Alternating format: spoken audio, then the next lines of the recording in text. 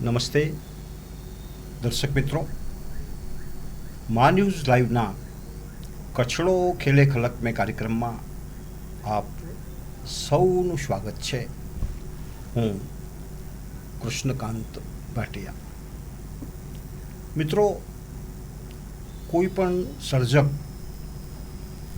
એ જ્યારે સર્જન કરતો હોય, પછી કોઈ પણ કળા હોય, ત્યારે એમાં એની પોતાની આખી જે જાત છે એ જાતને જોડી દેતો હોય છે. અને કેટલાક સર્જકો એવા છે કે જે માત્ર કોઈ એક કળા નહીં પણ ઘણી બધી કળાઓ સાથે એમનો નાતો હોય છે, એમનો પ્રેમ હોય છે, ઘણી બધી કળાઓને એ સ્પર્શ કરતા હોય છે. હા, કદાચ આવા સર્જકોની સંખ્યા બહુ ઓછી હોય છે, પણ આવા સર્જકો છે.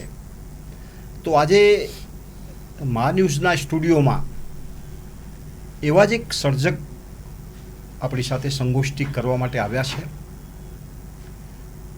એ ચિત્રકાર છે, કવિ છે, લેખક છે, નવલકથાકાર છે, શિક્ષક છે. રમેશ કુમાર અંબાલાલભાઈ પ્રજાપતિ. અને મિત્રો, એક વાત મને બહુ ગમી એમની એ કે એમણે જે પોતાનું તખલ્લુસ રાખ્યું છે એ એમનું જે ગામ છે બોરેઠા, બનાસકાંઠા, એ નામ ઉપરથી એમણે પોતાનું તખલ્લુસ રાખ્યું છે. આજે કદાચ રમેશ કુમાર અંબાલાલ પ્રજાપતિ તરીકે કોઈ એમને કદાચ નહીં ઓળખતું હોય, પણ શિલ્પી બોરેઠા કયો તમે એટલે માત્ર કચ્છ નહીં, ગુજરાત એમને ઓળખે. અને એનાથી આગળ વધીને કહું તો ગુજરાતના સીમાડાથી બહાર પણ એમનું નામ પહોંચ્યું છે.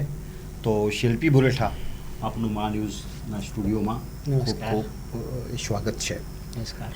મિત્રો, રખેવાળ દૈનિક છે, એ દૈનિકમાં એ પોતે જે સાહિત્ય સર્જકો છે જુદા જુદા, એમને એક બર્થડેની ગિફ્ટ આપે છે.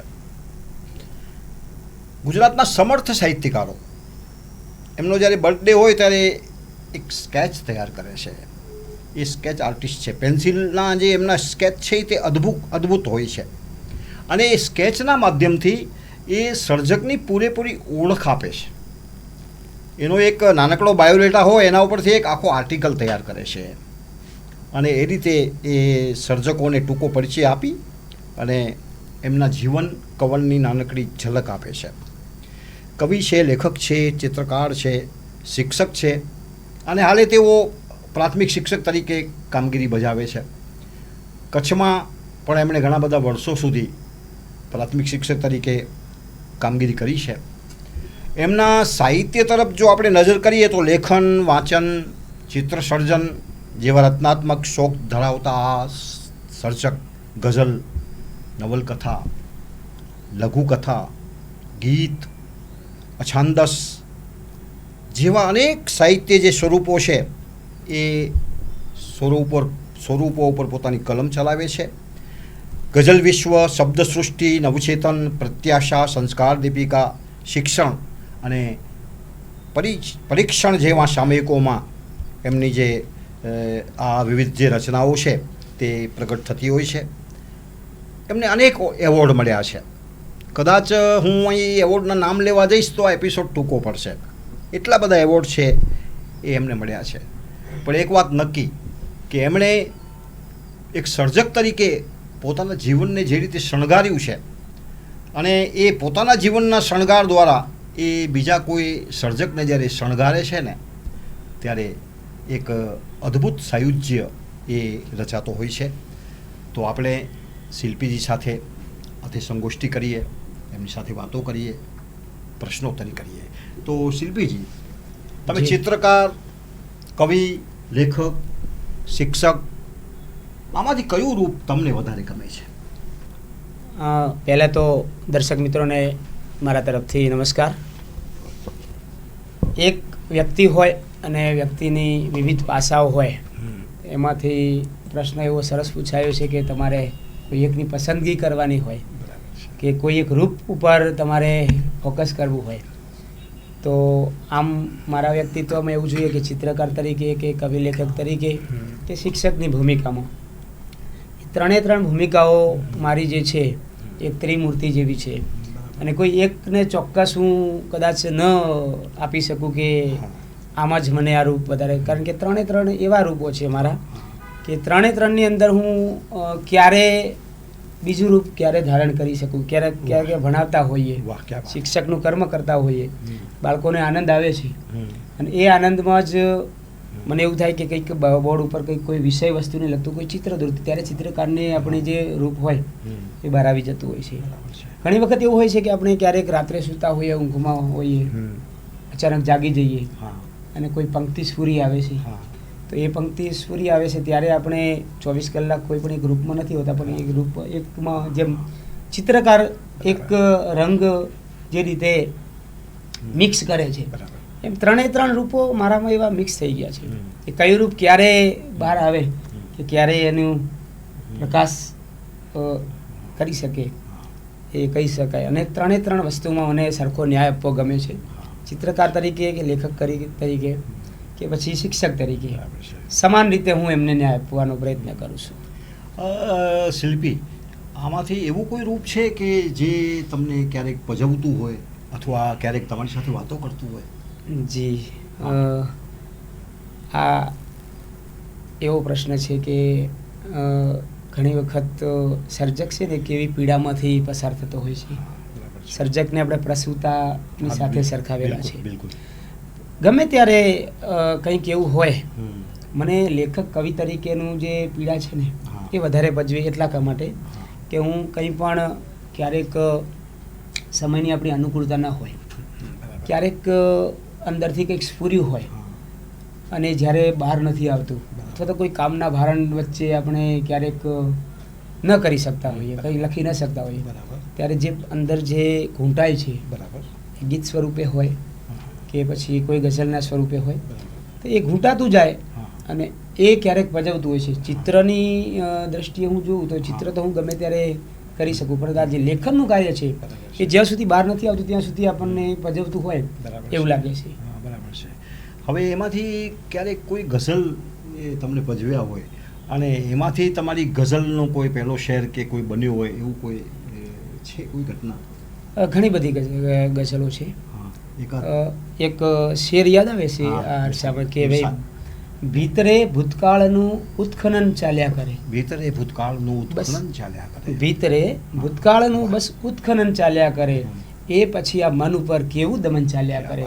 એટલે બસ આવું થાય છે કે આવું ક્યારેક કંઈક અંદર ઘોળાતું જાય અને જ્યાં સુધી બહાર ના આવે ત્યાં સુધી એ પીડા ભોગવવી પડે છે. બિલકુલ છે. હવે શિલ્પીજી, આજના બર્થડે સર્જક અંતર્ગત જ્યારે તમે સર્જકોની ઓળખ આપો છો ત્યારે તમને પોતાની ઓળખ સાથે કોઈ સંવાદ થાય છે ખરો? સર્જક તરીકે ઓળખ તો હોય જ છે. આત્મસાત ત્યારે કરતા હોઈએ છીએ કે એક સર્જક સાથે જ્યારે પણ આપણે પરિચય લખતા હોઈએ છીએ, એમનો પરિચય માગતા હોઈએ ત્યારે એમનો જે પરિચય બાયોડેટા હું જ્યારે માગતો હોઉં છું ત્યારે ઘણું બધું અનુભવું છું કે એ સર્જકની જે ઊંચાઈ છે, એ સર્જકની જે મહાનતા છે એની સાથે મારી સરખામણી તો હું કરી શકતો જ નથી, પરંતુ આમ એવું લાગે છે કે આ કક્ષાએ આપણે પહોંચવાના પ્રયત્ન કરવા જોઈએ. એ રીતે હું આત્મસાત કરવાનો પ્રયત્ન કરું છું.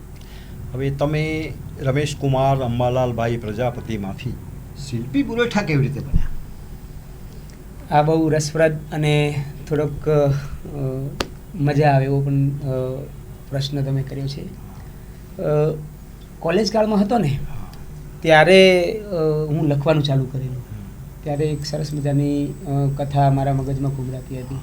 2001થી 4ની વચ્ચેનો સમયગાળો છે.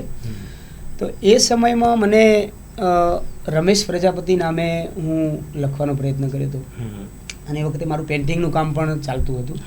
તો એ સમયે મને એવું લાગ્યું હતું કે કંઈક થોડુંક અલગ નામ હોય, કંઈક યુનિક હોય, થોડીક સરસ ઓળખ મળે, તો એવા પ્રયત્ન કરું.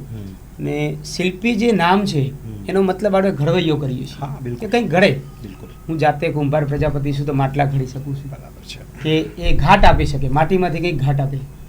પછી શિક્ષક છું તો શિક્ષક પણ બાળકોના ભવિષ્યનું ઘડતર કરે છે. અને એ રીતે શિલ્પી એક જે રીતે માટીમાંથી કે પેલા કેનવાસ ઉપર આપણે જે કલરથી કે એનાથી જે કંઈ પણ આકારને આકારિત કરવાનો જે પ્રયત્ન છે એ અર્થમાં મેં મારું નામ શિલ્પી રાખ્યું. અને બુરેઠા જે છે એ મારું ગામ છે એટલે મારો વતન પ્રેમ જે છે મારો હંમેશ છેલ્લા શ્વાસ સુધી જોડાઈ રહે એટલા માટે સાથે જોડાઈ રહ્યું. અને એક એવી રસપ્રદ એવી વાત છે કે શિલ્પી બુરેઠા જે છે નામ એના કારણે ઘણી વખત મિસઅન્ડરસ્ટેન્ડિંગ થતી હોય છે. ઘણા મેલની જગ્યાએ ફિમેલ સમજતા હોય છે. ઘણી વખત એવું છે કે આપણા રાજ્યમાં કદાચ ગુજરાતમાં તો બરાબર છે પણ બહારના જે રાજ્યોમાંથી કદાચ હોય તો કે શું છે કે આ શિલ્પી નામ સ્ત્રી પાત્રનું હોઈ શકે છે. એટલે ઘણી વખત આવું પણ થઈ શકતું હોય છે. બરાબર છે. હવે તમે લેખન, વાંચન, ચિત્ર સર્જન જેવા શોખ ધરાવો છો, તો આ બધા શોખ માટે તમે રોજ કેટલો સમય ફાળવો છો? સર્જકને શોખ પાળવા હોય તો પછી થોડોક ભોગ આપવો પડે. આપ પણ સર્જક છો, તમને સારી રીતે જાણ હશે કે કંઈ પણ કોઈ પણ કૃતિ આપણી મગજમાં આવે છે કે કંઈ પણ આપણને કંઈક અભિવ્યક્તિ કરવાનું મન થાય છે ત્યારે આપણે પછી કોઈ પણ અવસ્થામાં હોઈએ છીએ, કોઈ પણ પ્રવૃત્તિમાં હોઈએ છીએ ત્યારે આપણે જ્યારે પેલી વીજળીના ચમકારે મોતીડા પરો અને એ સમયે જ્યારે તમે લખી શકો છો તો એ સમય કાઢવો બહુ મુશ્કેલ હોય છે. શાળાનો ઘણી વખત એવું બનતું હોય છે કે હું શાળાએ જવા તૈયાર થતો હોય અને અચાનક પંક્તિ સૂજી જાય તો એ પણ મારે ટપકાવી પડે કાં તો પછી એ પંક્તિ જતી રહે એવું બની શકે છે. એટલે સમય સર્જન માટે કાઢી નથી શકાતો. અભ્યાસ પણ ચાલુ છે મારો પીએચડીનો, એટલે હમણાં સમય નથી કાઢી શકતો. પણ જ્યારે પણ એવું લાગે છે કે આ કરવું છે ત્યારે કોઈ પણ રીતે હું સમય કાઢીને થોડુંક કામ પૂરું કરું છું. હવે એવું કહેવાય છે કે કવિતા કે ગઝલ કે અછાંદસ કે ગીત એની પહેલી પંક્તિ છે એ ઈશ્વર લખાવે છે. ચોક્કસ. આના વિશે શું કહેશો તમે? સર્જક સર્જન કરતો હોય છે ત્યારે ઈશ્વર પાસે જ બેઠો હોય એવું અનુભવાતું હોય છે. એટલે પહેલી પંક્તિ જ્યારે આવતી હોય ને અચાનક આવતી હોય છે. બરાબર છે. અને એ પંક્તિ પછીનો જે મથામણ કરવાની હોય છે ને એ સર્જકની પોતાની હોય છે. કોલમિસ્ટ તરીકે પણ તમે લેખન કરો છો. જી. તો કોલમિસ્ટ તરીકે લેખન કરતી વખતે મને લાગે છે થોડું જુદું કામ છે આખું. કવિતા લખવી કે વાર્તા લખવી કે નવલકથા લખવી ને કોલમ લખવી, તો એ કોલમ લખતી વખતે કોઈ એવી વિશેષ બાબતો છે કે જેના ઉપર વધુ ધ્યાન આપવું પડે? સૌપ્રથમ ટાઈમલાઈન છે. ડેડલાઇન જતી રહે એટલે પછી આપણે એ કશું કરી શકતા નથી. આ કોલમ જે મારી છે આજના બર્થડે સર્જક એ રોજે રોજની કોલમ છે એટલે મારે સમય સાથે ચાલવું પડે છે. અઠવાડિયા પહેલાં સર્જક પાસેથી મારે માહિતીને બધું માગી લઉં, બરાબર, એકત્ર કરી લઉં ડેટા, અને પછી એનો લેખ તૈયાર થાય અને પ્રેસમાં મૂકવાનો સમય મારો 5 વાગ્યાનો છે સાંજનો. એટલે સાંજે 5 વાગ્યા હોય એ પહેલાં બધું તૈયાર થઈ જાય એવું કરી લેવાનું હોય છે. બીજું કોલમમાં એવું હોય છે કે પછી એમાં આપણે જે કામ કરતા હોઈએ છીએ એમાં ઘણી વખત એવું બને છે કે એક ઐતિહાસિક વસ્તુ હોઈ શકે છે. એ કોઈના પુસ્તકોની સાલવારી છે, જન્મ તારીખ છે, મહિનો છે, એમાં ક્યાંક ભૂલ ન રહી જાય એ ચોકસાઈ ખૂબ જોઈએ. તો એવી બધી ઝીણી ઝીણી બાબતો માટે ઘણું બધું મથવું પડતું હોય છે. એટલે આ એક સમય અને પ્રૂફ રીડિંગ, જોડણી દોષ, આ બધું ઘણું બધું જોવાતું હોય છે. બિલકુલ. શિલ્પી, તમારો એક શેર છે કે પીછી વગર રંગો ભરું મારું કશું નક્કી નહીં. પીછી વગર રંગો ભરું મારું કશું નક્કી નહીં, અને રંગો વગર પણ ચિતરું મારું કશું નક્કી નહીં. તો આ જે શેર છે એની સાથે તમારા પેન્સિલ દ્વારા કરાતા જે સ્કેચ છે એને કોઈ સંબંધ ખરો? આ શેર મુક્તક રૂપે આવેલો છે. હા, આખું હું તમને કહીને જ સંભળાવું. હા, બિલકુલ. જી. કે પીંછી વગર રંગો ભરું મારું કશું નક્કી નહીં. વાહ, ક્યા વાત. રંગો વગર પણ ચિતરું મારું કશું નક્કી નહીં. અને કોઈ ચિત્ર બાળકનું કરવાનું કહે ને હું સ્વયં બાળક બનીને લીટા કરું મારું કશું નક્કી. ક્યા વાત. આ રીતનો જે શેર છે એ મારા એક કહી શકાય ને કે સિગ્નેચર પોએમ એ બની ગયેલું છે, ઓળખ બની ગઈ છે. પેન્સિલનું કામ જે હું કરું છું, ચિત્રનું પેન્સિલ સાથે જોડાયેલું આપણું કામ છે, તો ક્યારે શું કરવાનું હોય એ નક્કી નથી હોતું. તો એ અર્થમાં અને માણસનું મન જ એવું હોય છે કે આપણે ટુ બી એન્ડ ટુ બી જે આપણે મૂંઝવણ હોઈ શકે છે બરાબર છે. એ મૂંઝવણ અને કલાની સાથેનું એક સમન્વય આ શેરની અંદર મેં મૂક્યો છે. હવે તમે આમ તો સર્જકોના સ્કેચ તૈયાર કરો છો, જી. પણ એના સિવાય બીજા કોઈ વિષય ઉપર કે કોઈ પ્રાકૃતિક કે એવા કોઈ સ્કેચ પેન્સિલથી તૈયાર કરો છો ખરા? હા, સર્જકોના સ્કેચ તો હમણાં 2015 કે 16થી મેં ચાલુ કરેલા છે. હા. એટલે આજે મારા કલેક્શનમાં 1000થી પણ વધારે સ્કેચ બની ચૂક્યા છે. હા, એના સિવાયનું બધું જ ટોટલ પેઇન્ટિંગ મારા હાથે થાય છે. બરાબર. કેનવાસ પેઇન્ટિંગ હોય કે પછી આ બેનર બનાવવાના હોય, હા. એટલે ટોટલ પેઇન્ટિંગ મને ફાવે પણ છે અને હું કરતો રહું છું. હા. સમયની માગ પ્રમાણે હા. આ રીતે હું કરતો રહું છું. લઘુકથા પણ તમે લખો છો, તો જરા અમારા દર્શક મિત્રોને કહેશો કે લઘુકથાનું જે સ્વરૂપ છે એ કેવું જી. હોવું જોઈએ? લઘુકથા એક એવું સંવેદનશીલ સ્વરૂપ છે. હા. નાનકડું એક ક્ષણને પકડીને ચાલવાનું સ્વરૂપ છે. જો કે લઘુકથા મેં પણ હજુ 2-4 જ લખી છે. હા. હજુ એ સ્વરૂપને સમજવાનો પ્રયત્ન પણ કરું છું. પણ હું સમજુ છું ત્યાં સુધી લઘુકથા છે ને, જેમ મોહનલાલ પટેલ હા. ગુજરાતી સાહિત્યકાર, જે હા. લઘુકથા એમનાથી શરૂ થઈ. હા. આજે ગણી શકીએ તો 50 થી 60 કે 70 વર્ષનો સમય થઈ ગયો લઘુકથાને. ત્યારે આજે ટૂચકા સ્વરૂપે ઘણું બધું લખાય છે, એ પણ આપણે જાણીએ છીએ. પણ એક ક્ષણને પકડીને, એક સંવેદનને પકડીને જ્યારે લઘુકથા સર્જાય છે ને, અને બીજું એ છે કે એક લાઘવ, એમાં કશું વિસ્તારને કે પ્રસ્તારને કોઈ એમાં અવકાશ નથી હોતો. તો એ એક ક્ષણ, એક વીજળીનો ચમકારો હોય ને એને પકડીને, કે કોઈ પણ સંવેદનને પકડીને તમે જ્યારે લઘુકથા કરો છો, સંવેદન પકડીને એક બહુ ક્ષણિક વસ્તુ છે. બરાબર છે. અને એક ક્ષણિક વસ્તુને પકડીને ચાલવાવાળા સર્જક લઘુકથાને આત્મસાત કરી શકે છે, એવું મારું માનવું છે. હા, બિલકુલ. હવે અત્યારનો જે સમય છે જી. એમાં સર્જકોએ થોડુંક લાઘવ તરફ વધારે ધ્યાન આપવું જોઈએ, એવું તમને લાગે છે? હા, જ્યાં જરૂર છે ત્યાં લાઘવની જરૂર હોઈ શકે છે. ટૂંકી વાર્તાની વાત કરું તો એમાં આપણે એની જેટલી જરૂર છે એટલું લાઘવ આપણે કરી શકીએ. એનાથી વિશેષ લઘુકથામાં તો એનાથી પણ વધારે લાઘવની જરૂર હોય છે. નવલકથાનો પટ છે એ બહુ વિસ્તારથી આપણે કરી શકીએ છીએ. તો એમાં તમે વિસ્તારથી કંઈ પણ વર્ણન કરી શકો છો કે પાત્ર લેખનમાં પણ વધારે મૂકી શકો છો. બરાબર છે. માઇક્રો ફિક્શન વિશે તમારા શું વિચાર છે? માઇક્રો ફિક્શન હમણાં એક નવા જ પ્રકારની એક શોધ કહી શકાય કે જે હોય, ઘણા લાઘવિકા નામે પણ લખતા હોય છે. બરાબર છે. પણ મને મારા ધ્યાન કે મારા ખ્યાલ મુજબ માઇક્રો ફિક્શન એક પેલી લઘુકથા પણ એના કરતાં પણ નાનું સ્વરૂપ એના હોય, એક ઝબકાર જેવું, એક આમ આંખનો પલકારો થાય એ સંવેદનાને ઝીલતું એક પ્રકાર છે. પણ હું એ બધામાં પડ્યા કરતાં હું લઘુકથાને વધારે માનું છું. પણ આમાં માઇક્રો ફિક્શન તો એક એવો પ્રકાર છે કે એમાં જો તમે ધ્યાન ન રાખો, હા, તો લપસી જાય. એમાં તમારું ઊંડાણ અને જેને કહેવાય ને હાઈકુમાં જેમ હા. ચોટ હોય, એવી ચોટ હોય તો છે, ચોક્કસ. નહીતર તો કોઈ એનો કોઈ મતલબ નથી. હા. હવે શિલ્પી, જી. તમારા નૂરને તમે કઈ રીતે આત્મસાત કરો છો?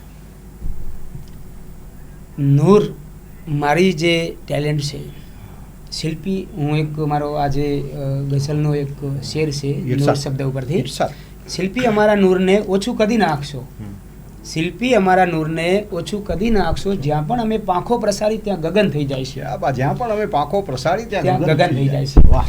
એટલે જે પણ ટેલેન્ટ છે એ આત્મસાત કરીને બીજાને વહેંચાય અને બીજાને એનો લાભ મળે એવો પ્રયત્ન કરવાનો પ્રયત્ન હોય છે.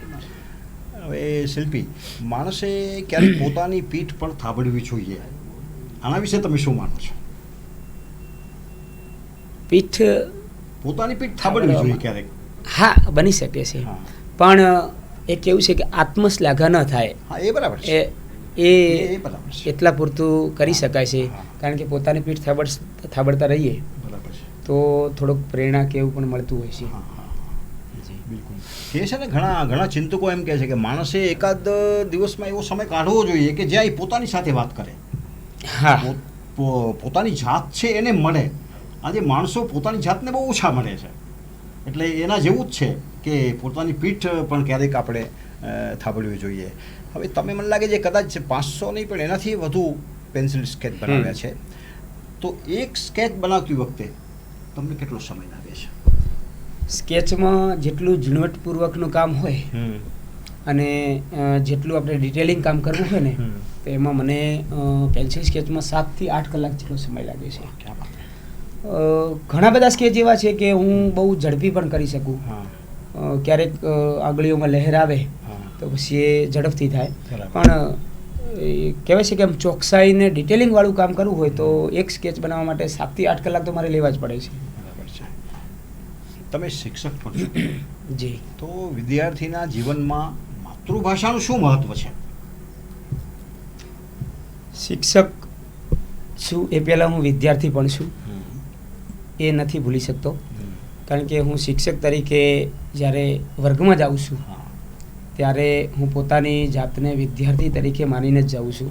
કંઈક નવું નવું શીખવા માટે માતૃભાષાની આપણે વાત કરી તો એ શિક્ષક માતૃભાષાને જેટલું આત્મસાત કરશે એટલું એ બાળકોને પીરસી શકશે. બીજું એ છે કે બાળકો જ્યારે નાના હોય ત્યારે એને એક માતાનું જે ધાવણ હોય એ જેટલું જરૂરી છે એટલું માતૃભાષાનું પણ જરૂર છે.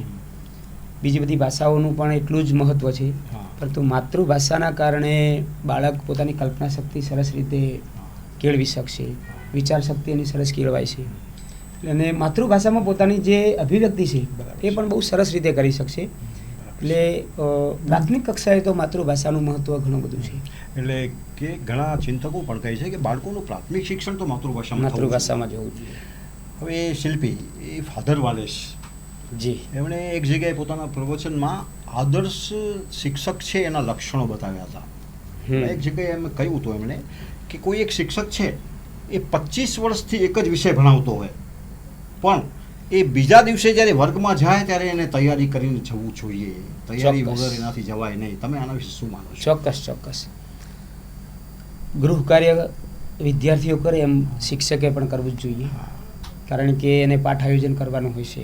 શિક્ષકે પોતે નવું નવું શીખીને જવાનું હોય છે. વર્ગમાં જઈએ ત્યારે આપણી પૂર્વ તૈયારી ન હોય તો ઘણી વખત વિષયને આપણી જે પકડ હોય છે એ પકડમાંથી ખસી જવાતું હોય છે. બરાબર છે.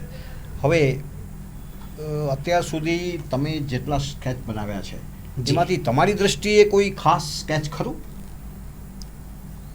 જેમાં મહેનત વધારે લાગી હોય, જેમાં ડિટેલિંગ વધારે કામ કર્યું હોય, એવા ઘણા બધા સ્કેચ છે મારા કલેક્શનમાં. જેટલા પણ સ્કેચ છે એમાં જ્યાં ઉતાવળ કરી હોય ત્યાં એવું લાગે કે અહીં થોડુંક કચાશ રહી ગઈ છે, ત્યાં કંઈક થોડી ખામી રહી ગઈ છે, તો એવા સ્કેચ કરતાં જેમાં મહેનત કરી છે 8-8 કલાક કે ક્યારેક તો 10-10 કલાક લીધા હોય એવા સ્કેચ વધારે ગમે છે, અને એ શેર કરવા પણ વધારે ગમે, કારણ કે એમાં મારી મહેનત ઉગી નીકળી હોય છે. બરાબર છે. શિલ્પી, તમે તમારા ગામના નામને તમારું તખલ્લુસ બનાવી દીધું છે, કેવું લાગે છે? જી, ગૌરવ થાય કે મેં મારા ગામને પણ મારા નામ સાથે વણી લીધું છે. મારું ગામ જે છે બુરેઠા, ભાભર તાલુકામાં આવેલું છે, અને એ જે ગામ છે પોતાના વતનને તો બધા ચાહતા હોય છે. મારે એવું બન્યું છે કે જીવનમાં કે વતનમાં બહુ ઓછું રહેવાનું થયું, અભ્યાસના કારણે, હોસ્ટેલની લાઈફ કે પછી ધંધાને કારણે કે આવી રીતે મારે ઘણી રીતે બહાર રહેવાનું થયું છે. એટલે વતનનો જુરાપો અંદરથી પહેલેથી જ આવે છે. જેટલું ઓછું જે વસ્તુ પ્રત્યે આપણે રહેવાનું થાય, બરાબર, સંપર્ક ઓછો હોય તો એનો આપણને વળગણ વધારે હોય. મારું ગામ જે છે મારી નામ સાથે એટલા માટે કે મારું નામ તો છે જ, પણ મારા ગામનું પણ આખું એક નામ સરસ રીતે ગુંજતું થાય. અને આજે શિલ્પી બુરેઠા નામ જ્યારે લેવાય છે ત્યારે ગૌરવ, મારા કોલર ઊંચા થાય ગૌરવથી કે વાહ, મારા ગામનું નામ પણ એ લેવાય છે સાથે સાથે. કાલે કદાચ એવું પણ બને કે એવું કહેવાય કે બુરેઠા તો બુરેઠા એટલે શિલ્પીનું, તો ત્યારે તમને કેવું લાગશે? આનંદ થશે, ખૂબ જ આનંદ થશે, અને ગૌરવ પણ થાય કે એક નામ સાથે એક ગામનું નામ પણ ગૌરવભેર લઈ શકાય છે. હવે શિલ્પીજી, તમે તમારા જે વિવિધ શોખ છે એ શોખને વિદ્યાર્થીઓ સાથે વેચો છો ખરા, અને વેચતા હો તો કઈ રીતે વેચો છો? જી, ચોક્કસ વેચવા જ જોઈએ.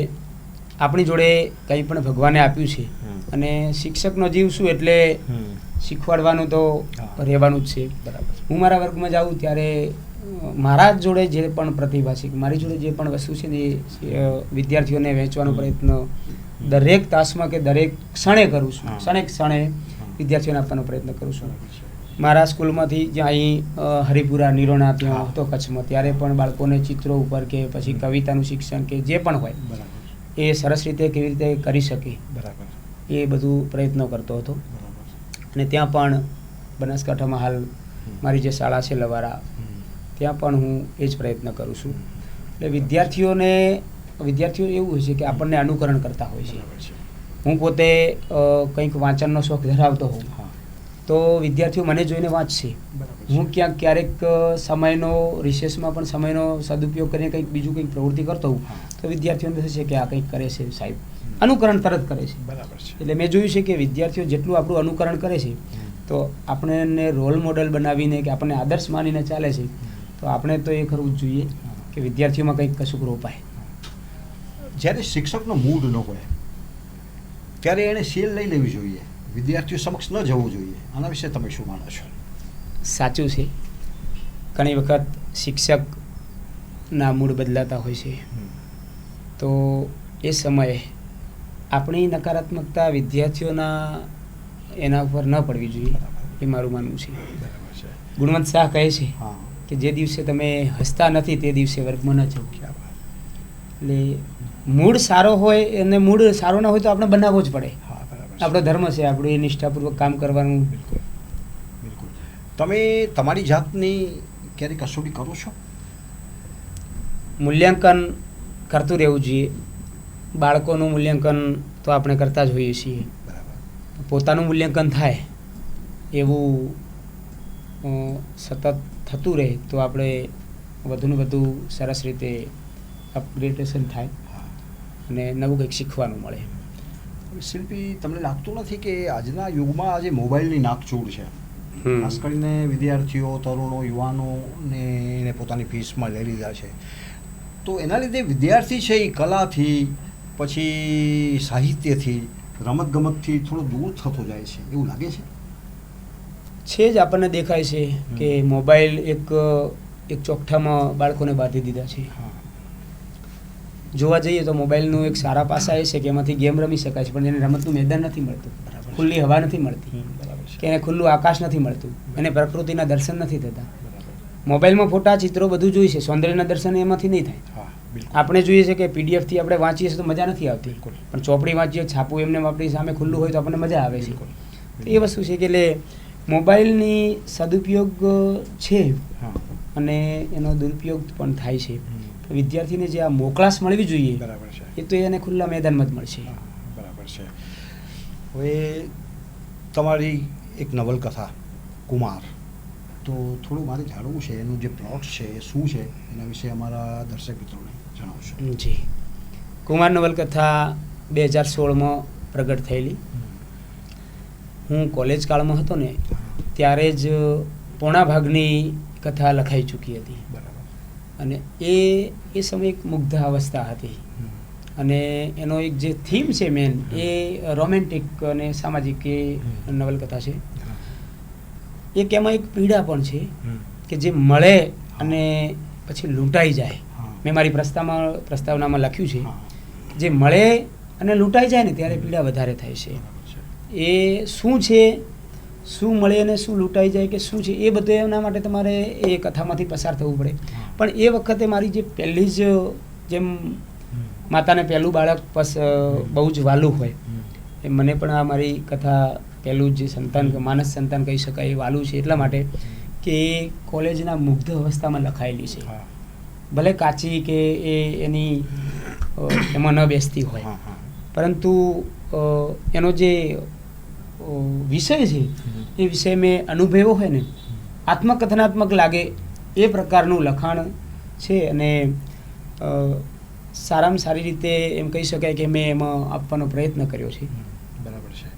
આમ તો શિલ્પી જે બહુ સમર્થ સાહિત્યકારો છે અથવા સંવેદના સાથે જોડાયેલા જે સાહિત્યકારો છે એમની જે કુંડળી છે હોરોસ્કોપ, એના કેન્દ્રમાં રાહુ છે લગભગ હોય છે. કારણ કે પીડા વગર તો કોઈ તમારું સાહિત્ય છે ને એ સમૃદ્ધ થતું નથી. હવે શિલ્પી, સાહિત્યકાર અને સંવેદના એના વચ્ચે કયા પ્રકારનો સંબંધ હોય છે? સંવેદના વગર સર્જક હું માનું છું ત્યાં સુધી લખી ન શકે. હા કોઈ પણ સંઘર્ષની કથા હોય કે કોઈ પણ સંવેદના હોય, એ સંવેદના હોય તો જ એ પોતે અભિવ્યક્ત કરી શકે છે. આપણે રામાયણના પ્રસંગમાંથી જોઈએ તો ક્રૌંચ પક્ષીનો વધ થાય છે બરાબર છે.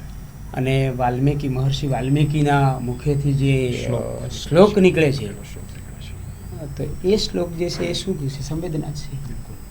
એટલે સંવેદનાના જે અભિવ્યક્તિ છે એ સર્જનના રીતે આવી. હવે કોઈ પણ રીતે એ સર્જક છે એની સંવેદના ઉપર જ્યારે ઘા થાય છે ત્યારે તમને શું લાગે છે કે એનું જે સાહિત્ય છે એ સબળ થાય છે કે સાહિત્ય નબળું પડી જાય છે? એ હું માનું છું ત્યાં સુધી સર્જકના કહી શકાય ને કે સર્જક ઉપર આધાર રાખે છે. બરાબર છે. કોઈ પોતાની પીડાને સારી રીતે વાળે, જો સારી રીતે વળી જતી હોય, સકારાત્મક કોઈ અભિવ્યક્તિ રૂપે વળતી હોય તો એ સારી બાબત છે. કારણ કે અહીં મને એક વાત યાદ આવી કે રવિન્દ્રનાથ ટાગોર જી એ પોતે જીવતા હતા અને એમના કુટુંબમાંથી એક પછી એક સભ્યો છે એ મૃત્યુને શરણે થયા છે. એક પછી એક એ પોતે જોતા રહી ગયા અને એના પછી એમની જે ગીતાંજલિ છે હા એ રવિન્દ્રનાથ ટાગોરની આવી છે. હવે શિલ્પી એમ કહેવાય છે કે કોઈ પણ કલામાં સત્યમ, શિવમ અને સુંદરમ એ ત્રણેય તત્વો વિલસતા હોય છે. તો આ જે વિધાન છે એને તમે થોડું વધારે સ્પષ્ટ કરશો? સર્જનમાં આ ત્રણેય ગુણો છે. આપણા સૌંદર્ય શાસ્ત્ર, ભારતીય સૌંદર્ય શાસ્ત્ર છે, એમાં ત્રણેય સત્યમ, શિવમ અને સુંદરમનો બહુ મહિમાગાન કરેલો છે. હા તમે આપણા જે સત્યમ, શિવમ, સુંદરમ ફિલ્મ છે એની અંદર જે ગીત છે એ પણ આનું જ મહિમાગાન કરે છે. એટલે કોઈ પણ સર્જન છે એ સર્જનની અંદર સત્ય, ટ્રુથ એ કહી શકાય એ હોવું જોઈએ.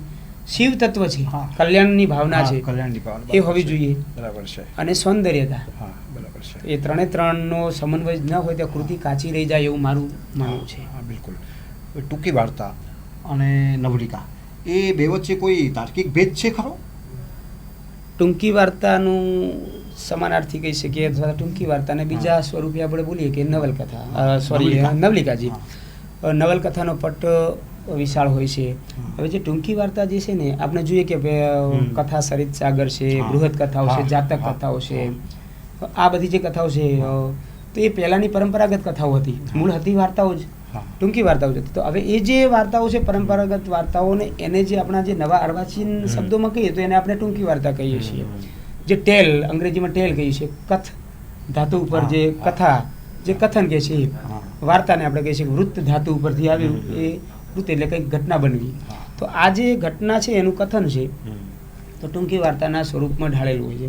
નવલિકા એના જેવો જ શબ્દ છે, પણ અર્વાચીન કે આપણે આધુનિક યુગ કે આધુનિક યુગમાં નવલિકાની આપણે એ શબ્દ સંજ્ઞા પ્રયોગીએ છીએ. હવે નવલિકાની વાત કરીએ તો ધૂમકેતુની પોસ્ટ ઓફિસ જી એક સમર્થ નવલિકા.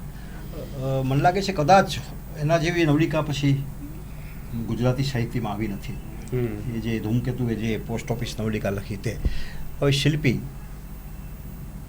એક કવિની પંક્તિઓ છે અને એ છે કામેલ વટવા. એમણે બહુ સરસ લખ્યું છે કે સહન હું તો કરી લઉં છું, ન સહેવાશે તમારાથી. સહન હું તો કરી લઉં છું, ન સહેવાશે તમારાથી. એ પાનું ફેરવી લેજો જે અમારી વાર્તા આવે. આવી કોઈ વેદના તમારા સર્જનમાં આવી છે કે જ્યાં કોઈ તમારો ચાહનારો કોઈ વાચક હોય પાનું ફેરવી નાખે? જીવનમાં ઘણી બધી ઘટનાઓ બની છે. મારે તો સંઘર્ષમાં એ જીવન રહ્યું છે, એનો એક આખો અલગ મુદ્દો છે. પીડા વગર લખી નથી શકાતું. તો આજે કામિલ વટવાનો બહુ સરસ મજાનો શેર છે કે જ્યાં મારી વાર્તા આવે તે પાનું ફેરવી લેવાનું, એ વેદના જ છે કે તમે નહીં સહન નહીં કરી શકો. આ વાર્તા જે છે મારું પાનું ફેરવો, તમે સહન તમારાથી નહીં થાય, હું તો સહન કરી લઉં છું. તો સર્જનના કે સર્જકના જીવનમાં જે પીડા આવે છે, એવી ઘટનાઓ આવે છે, એવી ઘટનાને સર્જક ઉતારતો હોય છે. મારા જીવનમાં પણ એવી ઘટના બનેલી છે કે હું કોલેજ કાળમાં હતો અને મમ્મીનું અવસાન થઈ ગયેલું.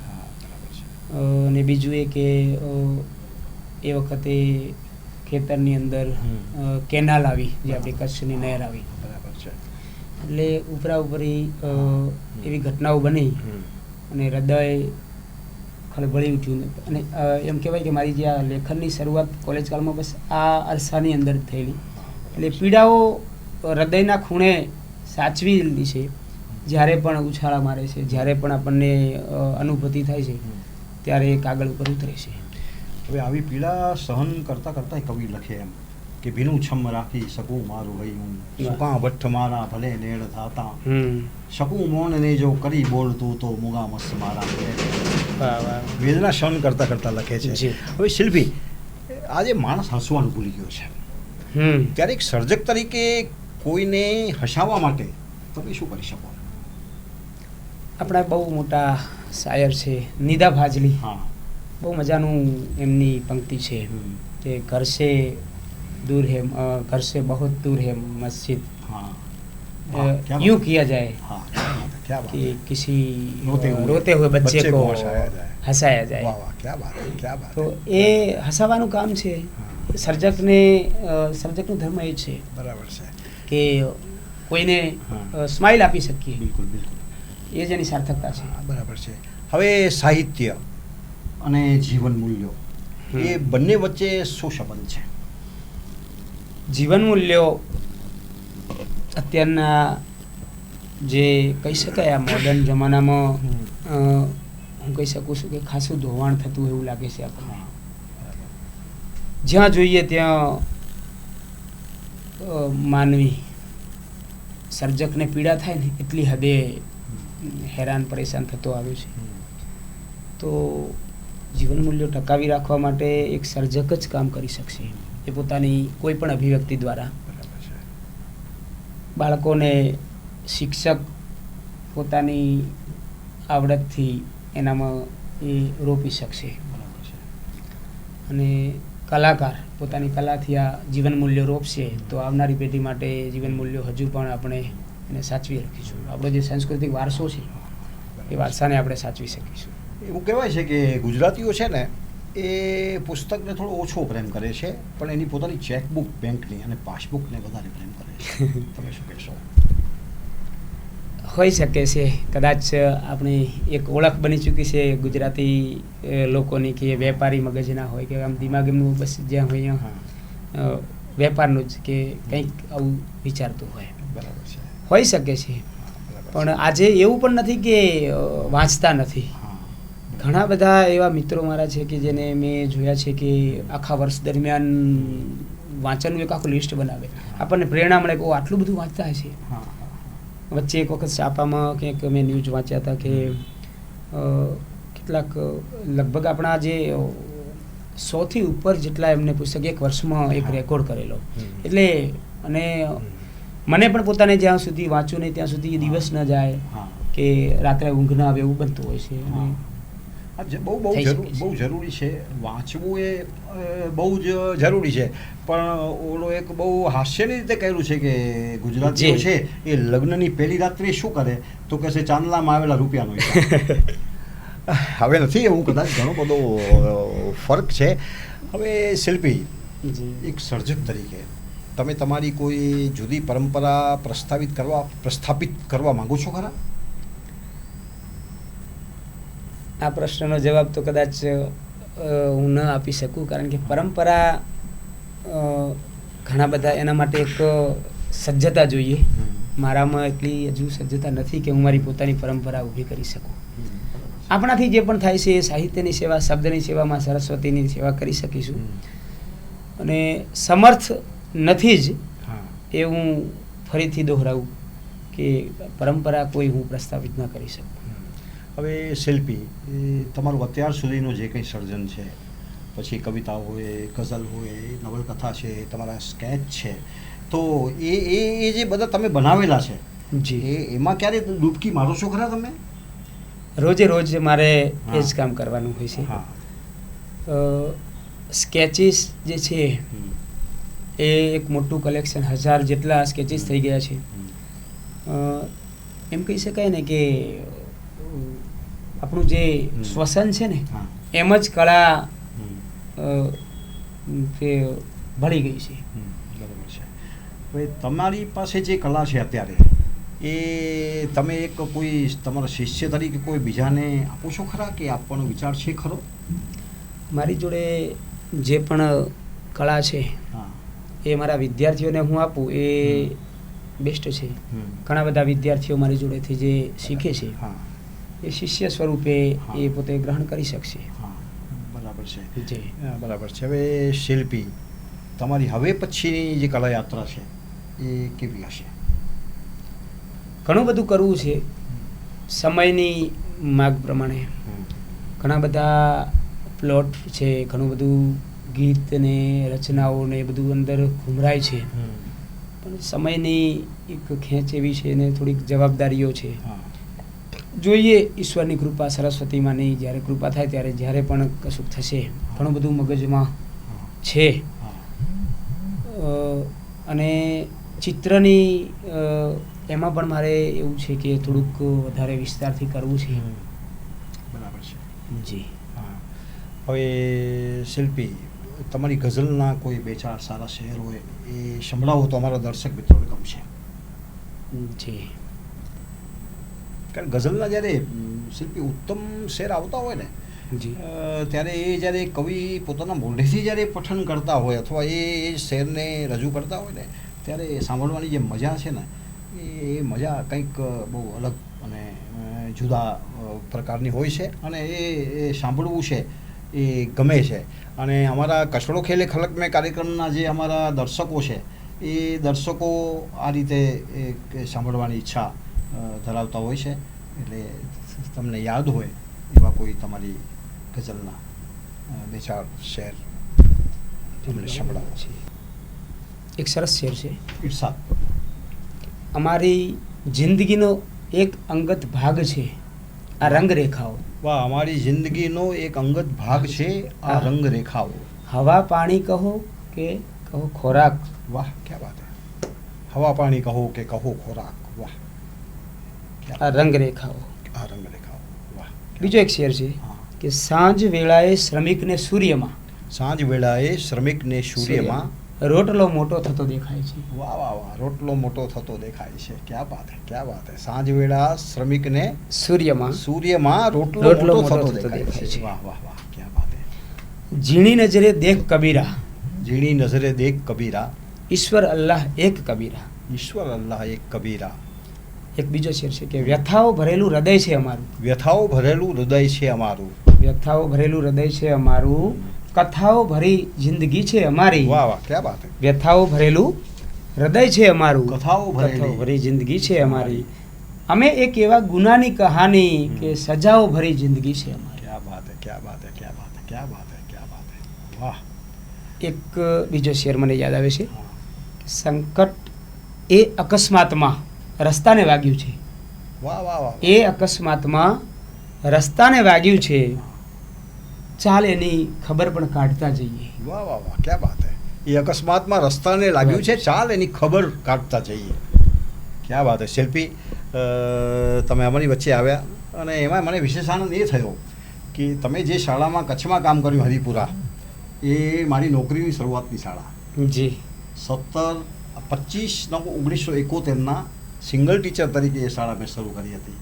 અને આજે એ શાળાના જ એક સર્જકનું અહીંયા હું ઇન્ટરવ્યુ લઉં છું, એટલે એ મારા માટે પણ ગૌરવની લાગણી છે. યોગાનો યોગ સરસ સંજોગ થયો છે, એક સહયોગ થયો કે છે. જે શિક્ષકે શાળાનું એ ત્યાં સ્થાપી અને જેમના હાથે જ્યાં શરૂઆત થઈ છે, અને હમણાં છેલ્લે બદલી કરાવીને હું છેલ્લો શિક્ષક એ શાળાનો. એટલે શાળામાં એટલે આરંભ અને યોગાનો યોગ સરસ જોડાયું છે. તમે અમારા મા ન્યૂઝના સ્ટુડિયોમાં આવ્યા, અમારી સાથે સંગોષ્ઠી કરી, એ બદલ શિલ્પી તમારો ખૂબ ખૂબ આભાર, ખૂબ ખૂબ ધન્યવાદ. Thank you very much. ખૂબ ખૂબ આભાર દર્શક મિત્રો અને મા ન્યૂઝ ચેનલનો પણ ખૂબ ખૂબ આભાર. દર્શક મિત્રો, આજના આ એપિસોડને આપણે અહીં વિરામ આપીએ છીએ.